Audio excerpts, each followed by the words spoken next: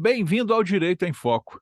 Hoje recebemos o advogado especialista em direito previdenciário, Rafael Cimino. Como vai, Rafael? Tudo bem?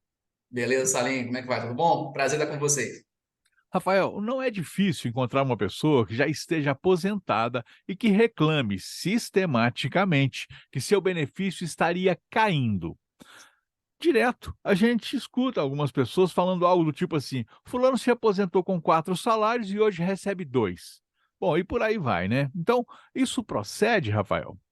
Beleza, Salim. Vou trazer aqui um paralelo. Você já deve ter ouvido falar daquela história da lebre que foi apostar a corrida com a tartaruga, né? Vamos trazer para quem não está se lembrando da história. Uma tartaruga foi apostar uma corrida com a lebre e, dada a largada, claro que a lebre disparou na frente. Ela correu, correu, correu. Ela zombou a tartaruga, até depois acabou tirando um cochilo para dar uma relaxada, porque afinal de contas a tartaruga era muito mole, né? Muito mole, porém frequente. Isso fez com que a tartaruga nunca parasse, nunca perdesse o foco, né? E aí acabou vencendo a corrida e não a lebre. A partir desse exemplo, a gente pode usar um paralelo em parte com relação a essa questão dos achatamentos de aposentadorias, né? Porque a lebre então seria aquele benefício de valor um pouco mais elevado, maior que o salário mínimo, e a tartaruga seria o próprio salário mínimo. E a distância entre um e o outro era gigante no início da corrida, mas foi ficando menor à medida em que o tempo passava. É exatamente assim que funciona com relação aos benefícios maiores que o salário mínimo e a relação deles com o próprio mínimo.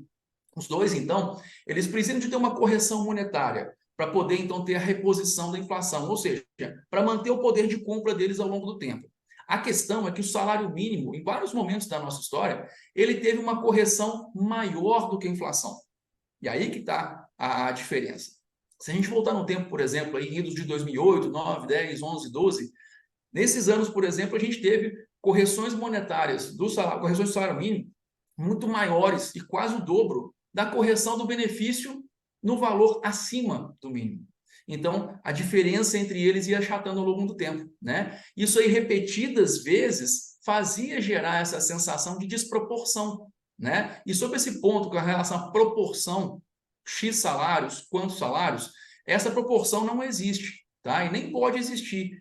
Nenhum benefício, nenhum valor pode ser atrelado a uma quantidade de salários mínimos, a um número de salários mínimos. E é justamente por isso que eu digo que, no exemplo que você colocou para a gente, a pessoa ganhava 4 salários, hoje ganha 2 salários. É impossível você fazer voltar a 4 salários, porque não há uma indexação, né? O benefício não pode ser preso ou amarrado a um número de salários mínimos. Isso não existe, nunca existiu, tá? Nenhum benefício previdenciário vai ser vinculado a nada, certo? Bom, contudo, isso não quer dizer que não vai existir uma possibilidade da gente rever o valor da aposentadoria. Até porque, vamos parar para lembrar aqui, a gente tem ouvido falar muito, né, de revisão de aposentadoria, revisão da vida toda, a mais falada atualmente, né, e tantas outras que a gente ouve falar por aí.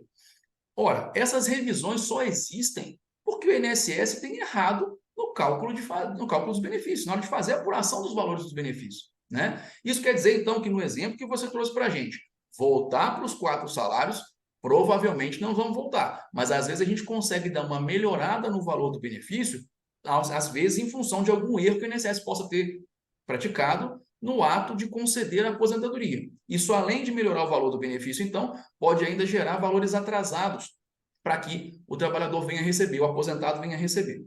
Claro que quem tem a condição de analisar e comprovar se existe algum erro ou não na concessão do benefício é um advogado especializado em direito previdenciário, que é o que a gente recomenda que o nosso ouvinte, que o nosso youtuber espectador, né, procure um advogado de confiança.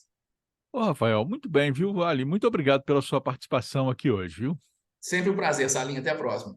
Se você tem algum amigo que precisa dessa informação, compartilhe com ele. Se você tiver alguma dúvida ou quiser sugerir algum tema para o Direito em Foco, entre em contato com a gente pelo WhatsApp 32 988 23 5582.